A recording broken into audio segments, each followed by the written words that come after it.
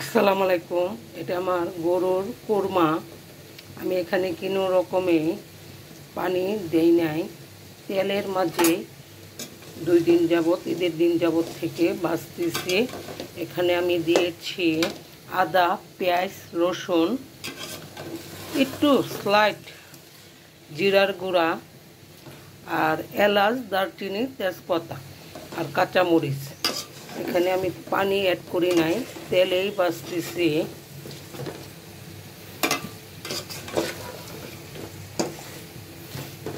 এই গরুর কোরমাটা আমি প্রতি ঈদেই করি। এটা খুবই টেস্ট হয়। গরুর কোরমাটা আমার গরম পাই হয়ে গেছে।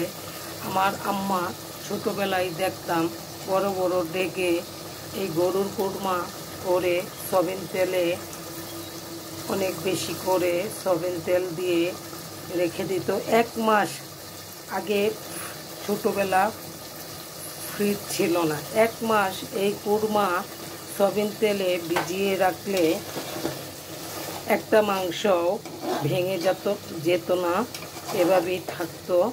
আর এই কোরমাটা শক্ত হয়েই থাকে, খেতেও খুব টেস্ট হয়।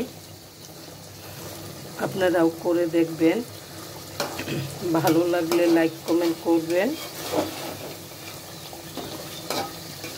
আল্লাহ হাফেজ।